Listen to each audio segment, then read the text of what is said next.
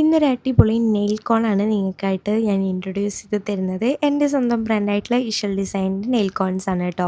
ഈ കാണുന്നത് നെയിൽ ലിക്വിഡാണ്. ഈ ഒരു ലിക്വിഡ് യൂസ് ചെയ്തിട്ടാണ് നമ്മൾ നെയിൽ കോൺസ് എല്ലാം ഉണ്ടാക്കുന്നത്. നെയിൽ ലിക്വിഡ് മാത്രമായിട്ടും നിങ്ങൾക്ക് കിട്ടും. അതല്ല നെയിൽ കോൺസ് ആണെന്നുണ്ടെങ്കിൽ ഈ കാണുന്ന പോലെ നെയിൽ കോൺ അവൈലബിൾ ആണ്.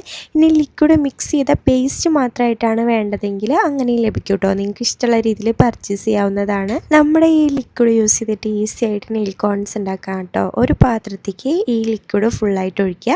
എന്നിട്ട് അതിലേക്ക് ആവശ്യത്തിന് മൈദയാണ് മിക്സ് ചെയ്യുന്നത്. വളരെ ഈസി ആയിട്ട് നമുക്ക് ഇത് മിക്സ് ചെയ്തെടുക്കാവുന്നതാണ് കേട്ടോ. നന്നായിട്ട് മിക്സ് ചെയ്യണം. ഇതിൻ്റെ കട്ടകളൊന്നും ഇല്ലാണ്ട് നന്നായിട്ട് ഉടച്ചെടുക്കണം. ഈ ഒരു ലിക്വിഡ് നമ്മൾ ഫ്രിഡ്ജിൽ വേണം കേട്ടോ സ്റ്റോർ ചെയ്യാനായിട്ട്. 100 ഗ്രാംസ് മുതൽ അവൈലബിൾ ആണ്. പ്രൊഡക്റ്റ് ആർക്കെങ്കിലും വേണമെന്നുണ്ടെങ്കിൽ സ്ക്രീനിൽ കാണുന്ന നമ്പറിൽ എന്നെ കോൺടാക്ട് ചെയ്താൽ മതി. മിക്സ് ചെയ്യുന്ന സമയത്ത് പേസ്റ്റ് ഒരുപാട് ലൂസ് ആവാനോ ഒരുപാട് ടൈറ്റ് ആവാനോ പാടില്ല കേട്ടോ. ഈ കാണുന്ന ഒരു രീതിയിൽ വേണം ഇതിൻ്റെ കൺസിസ്റ്റൻസി. എന്നാൽ മാത്രമാണ് നല്ല സ്മൂത്തായിട്ട് നമുക്ക് നെയിൽസിൽ അപ്ലൈ ചെയ്യാൻ പറ്റുള്ളൂ. അങ്ങനെ ഈസി ആയിട്ട് നമ്മുടെ നെയിൽ പേസ്റ്റ് റെഡി ആയിട്ടുണ്ട്. ബാക്കി ഇനി ഫില്ലിംഗ് ആണ്. നമ്മൾ കോൺസിൽ പേസ്റ്റ് ഫില്ല് ചെയ്യാണ് കേട്ടോ. ഇങ്ങനെയാണ് ഫൈനലി നമ്മൾ നെയിൽ കോൺസ് ഉണ്ടാക്കുന്നത്. അപ്പോൾ നിങ്ങൾക്ക് ലിക്വിഡായിട്ടും അല്ലെങ്കിൽ പേസ്റ്റായിട്ടും അതല്ലെങ്കിൽ കോണായിട്ടും ഇത് പർച്ചേസ് ചെയ്യാവുന്നതാണ് കേട്ടോ. കോൺസൊക്കെ റെഡി ആയി കഴിഞ്ഞാൽ ഫ്രീസറിൽ വേണം സ്റ്റോർ ചെയ്യാനായിട്ട്. ഇപ്പോൾ അത് ഞാൻ ഫ്രീസറിൽ വെച്ച് പുറത്തെടുത്തതാണ് കേട്ടോ.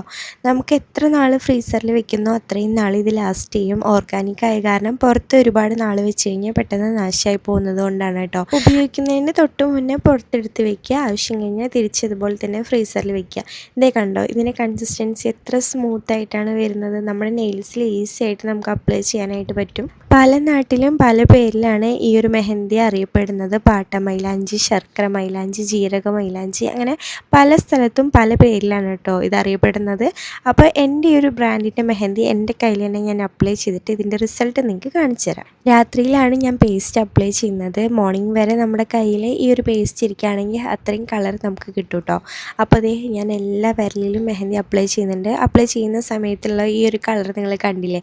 അതിനുശേഷം ഇതൊന്ന് ഉണങ്ങി വരുന്ന സമയത്ത് കുറച്ചും കൂടി ഡാർക്കായിട്ട് വരും. വലത്തെ കയ്യിൽ നല്ല ഡാർക്കും ഇടത്തെ കയ്യിൽ അത്ര ഡാർക്കായിട്ടില്ല. ഇത് കുറച്ചുകൂടി സമയം കഴിഞ്ഞാൽ ഫുള്ളായിട്ട് ഡാർക്കാവും. അങ്ങനെ ഇതേ മോർണിംഗിൽ നന്നായിട്ട് പേസ്റ്റ് ഡ്രൈ ആയിട്ടുണ്ട് കേട്ടോ. അപ്പോൾ ഞാൻ അതൊക്കെ ഒന്ന് കളയാണ്. ഏകദേശം ഇത്രത്തോളം കളർ എൻ്റെ നെയിൽസിന് വന്നിട്ടുണ്ട് കേട്ടോ മോർണിംഗിൽ.